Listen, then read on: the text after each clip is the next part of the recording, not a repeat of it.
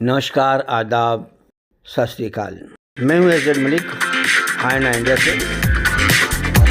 आप देख रहे हैं सामाजिक आईना, आईना इंडिया न्यूज़। आज आपको हम मुलाकात करा रहे हैं एक ऐसी शख्सियत से जो किसी तारुफ का मोहताज नहीं। तमाम वो उर्दू प्रोग्रामों में हमेशा नज़र आते हैं और आज भी ये इस तकरीब में शामिल हैं जो फ़रोग़ उर्दू ज़बान की तरफ से किया जा रहा है। फ़रोग़ उर्दू ज़बान भारत सरकार की एक अहम महकमा है जो उर्दू को बढ़ावा देने के लिए बनाया गया है। उर्दू को बढ़ावा दे रही हैं और इसी में इन्हीं की तरफ से हर साल प्रोग्राम किया जाता है। आज इसके डायरेक्टर शम्स इकबाल साहब का शुक्रिया अदा किया जाए और जो ये काफ़ी इंटरेस्ट लेकर के तमाम उर्दू के हितैषी, उर्दू के विचारकों को और उर्दू स्कॉलरों को उन्होंने पूरी दुनिया से यहाँ इस कॉन्फ्रेंस में मदऊ किया है जो लोधी रोड पे इंडिया इंटरनेशनल सेंटर में ये प्रोग्राम हो रहा है। और यहाँ पटना बिहार से बहुत ही मशहूर मारूफ एक शख्सियत कासिम खुर्शीद साहब भी तशरीफ़ फरमा है जो उर्दू अदब से ख़ास ताल्लुक़ रखते हैं और उर्दू अदब के एक पैरोकार हैं, उर्दू अदब के मुसन्निफ़कार हैं। आपने कई किताब लिखी है।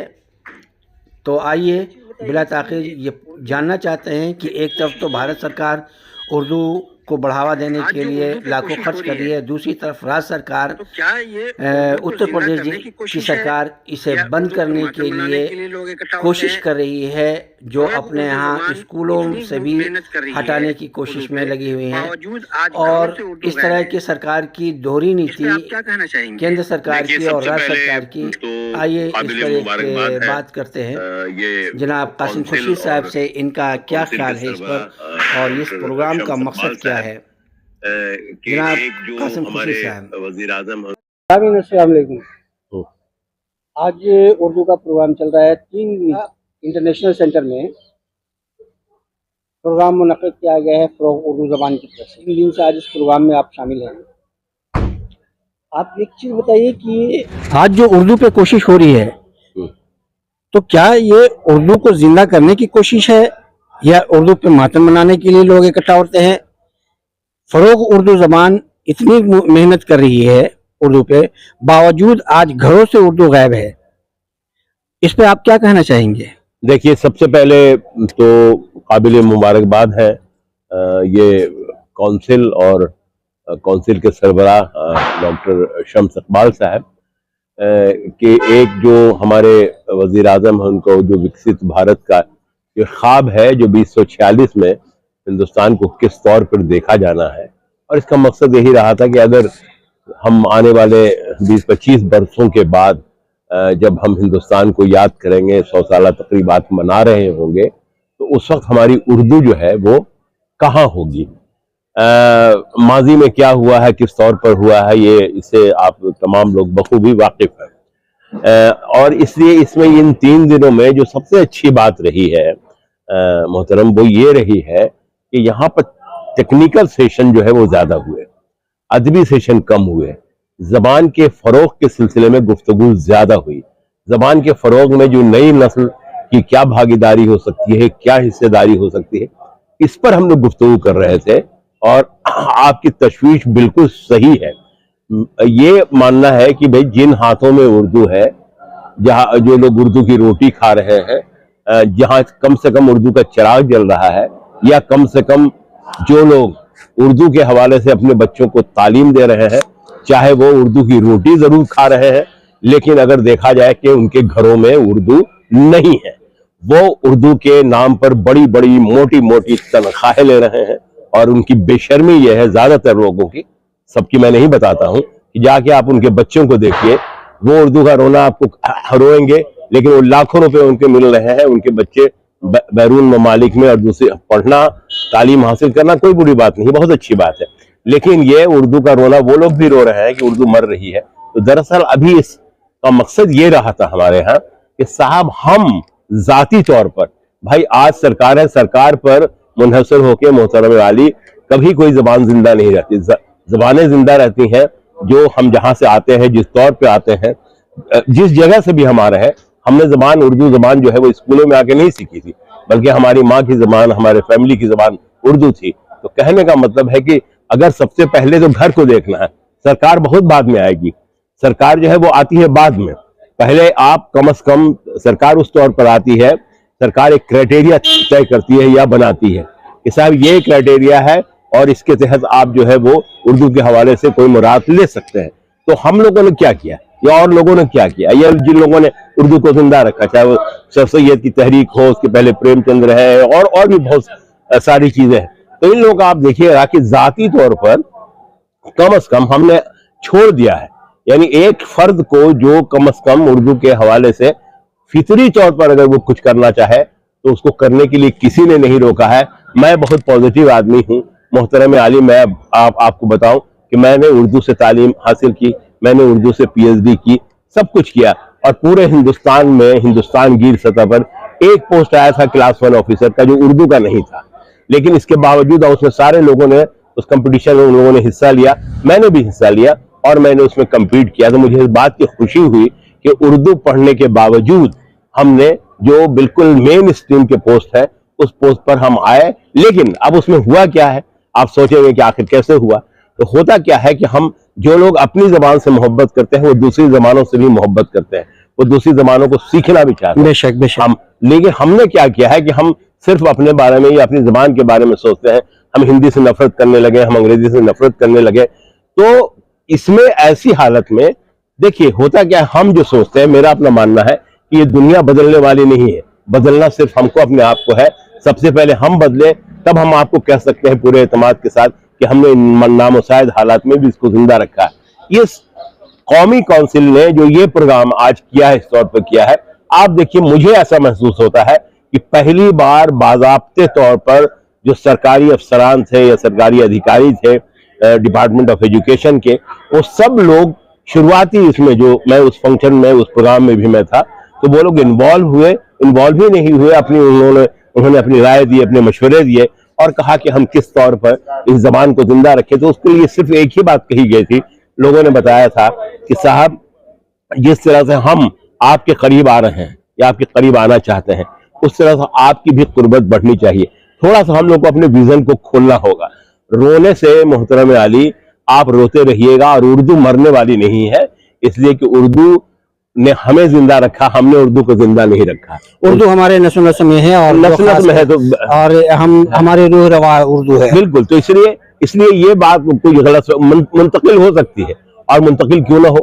کوئی زبان جو ہے وہ کسی یہ مذہب کی زبان تو ہے نہیں، یہ تو سیاسی کار فرمائیاں چلتی رہتی ہیں لوگوں کی.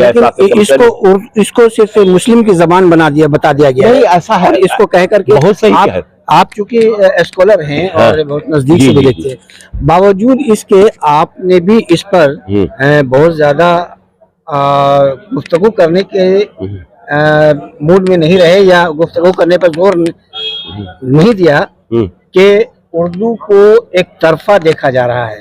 نہیں، میں آپ کو بتاتا ہوں. میں قطعی طور پر ان چیزوں سے میں نے شروع میں اسی لیے کہا تھا کہ سوال یہ ہے کہ آپ کو زبان سیکھنے کے لیے، کیونکہ وہ چیزیں آپ کے گھر میں، آپ اپنے گھر سے آپ نے اردو کو نکال پھینکا ہے. اصل میں ہوتا کیا ہے، ہم اپنا احتساب نہیں کر رہے ہیں. بنگلہ والوں کو جو پنجابی کے لوگ ہیں اور دوسری زبانوں کے لوگ ہیں، آپ ان کے گھر سے ان کی زبانیں نہیں نکلی. آپ نے سب سے پہلے تو اپنی زبانوں کو اپنے گھر سے احساس کمتری کی وجہ سے سیدھے آج مدرسوں میں آپ سن لیجئے، سارے مدارس میں کیا غریبوں کی زبان رہ گئی ہے؟ یہ اس مسلمان کو شرم نہیں آتی ہے کہ اس نے اپنی وہ چھوڑیے دوسری. پہلے آپ اپنے آپ سے محبت کرنا سیکھیے، تب دوسرے لوگ آپ سے محبت کریں گے. بے شک، بہت بڑی بات کہی دی. دوسرے لوگ آپ سے محبت کریں گے. آپ نے چھوڑ دی ہے صاحب. آپ کا جب معاملہ ہو جاتا ہے، آپ کو بہت زیادہ تنخواہیں ملنے لگتی ہیں، تو آپ کا نظریہ دوسرا ہے، بدل جاتا ہے، اور آپ سیدھے اس کو مسلمان کی. اور وہ بیچارہ مدرسہ والا آدمی مارا جا رہا ہے. وہ مدرسہ کے لوگ جس طرح سے میں آپ کو بتاتا ہوں، بنیادی طور پر اگر کہیں اردو زندہ رہتی ہے تو مدارس میں زندہ ہے. مدارس میں زندہ ہے کیوں ہے؟ پہلے سنیے، یہ حقیقت ہے. مدارس میں وہ اردو زندہ ہے، اور مدارس میں اردو زندہ ہے تو آپ نے سیدھے اس کو جو ہے مسلمان کی زبان کہہ دیا. مدارس میں زندہ ہونے سے وہ زبان مسلمان کی نہیں ہو گئی. مدارس میں اس لیے زندہ ہے کہ اس کے ذمہ دار صرف مسلمان ہیں. اور وہ مسلمان ہے جو وائٹ کالرڈ مسلمان ہے. میں صاف لفظوں میں کہتا ہوں, میں ان کو چیلنج کرتا ہوں کہ شرم کرو, ڈوب کے مر جاؤ. بہت بڑی بات, ڈوب کے مر جاؤ.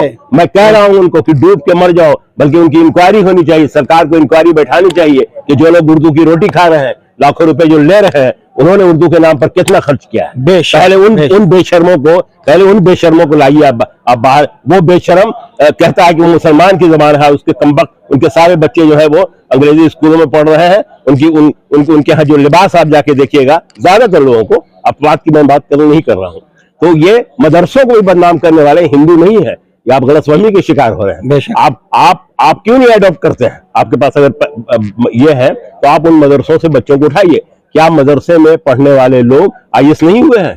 کیا مدرسوں میں پڑھنے والے لوگ دوسرے علوم میں نہیں جا رہے ہیں؟ وہ اپنے بلبوتے بجا رہے ہیں. کچھ لوگ ایسے ہیں جو ان کو آگے لے جانا چاہتے ہیں. یہ قومی کونسل مین اسٹریم میں لوگوں کو لے جانا چاہتی ہے. دیکھیے, ہم کل نہیں ہوں گے, ہم اس کا رونا نہیں رو سکتے ہیں. میرا اپنا یہ ماننا ہے کہ جو بھی ہمارے پاس سہولتیں ہیں, اور آپ یقین جانیے کہ ہوائیں اتنی تیز ہے کہ کوئی کسی کو روک نہیں سکتا ہے.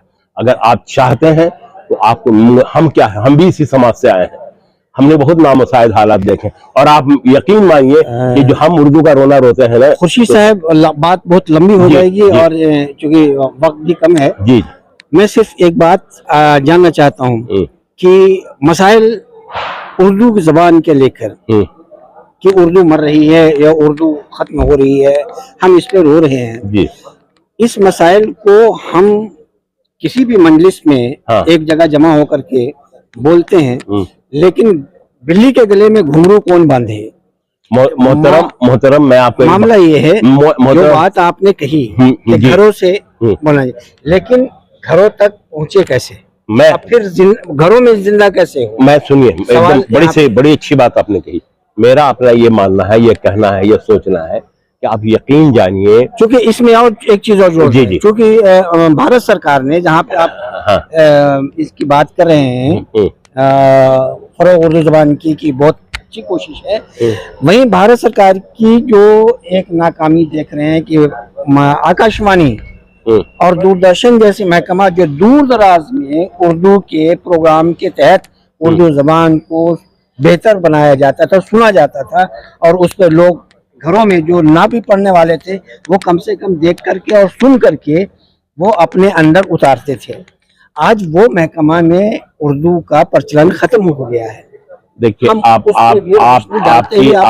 آپ کی بات سے متفق ہونے کا سوال یہاں پر نہیں ہے, بلکہ ایک دوسرا سوال یہاں آپ کے سوال سے ایک سوال میں اور ابھر رہا ہے, اور وہ سوال یہ ابھر رہا ہے محترم علی کہ ابھی آپ ہم سے جو آپ انٹرویو کر رہے ہیں, کیا یہ 20 سال پہلے 25 سال پہلے آپ اس طور پر اس فارمیٹ میں نہیں لے سکتے تھے؟ بالکل. آپ کو کیا ضرورت ہوتی تھی کہ آپ جا کے کیمرہ لاتے تھے, لائٹنگ کرتے تھے. میں بھی اسی سے آیا ہوں. تو کہنے کا مطلب ہے جیسے ٹیکنالوجی بڑھی, اس سے آپ استفادہ کر رہے ہیں. تو میرا یہ کہنا ہے محترم کہ ابھی جو ٹیکنالوجی بڑھی ہے یا دوسری سہولتیں جو بڑھ گئی ہیں, تو جس کے تحت بھی اگر آپ چاہیں, اگر آپ کوشش کریں, تو میں سمجھتا ہوں کہ چونکہ فارمیٹ بدلا ہے, ضرورتیں بدلی ہیں, تو بھائی صاحب جب ضرورتیں بدلتی ہے تو آپ کو بھی تو ساتھ ساتھ بدلنا چاہیے.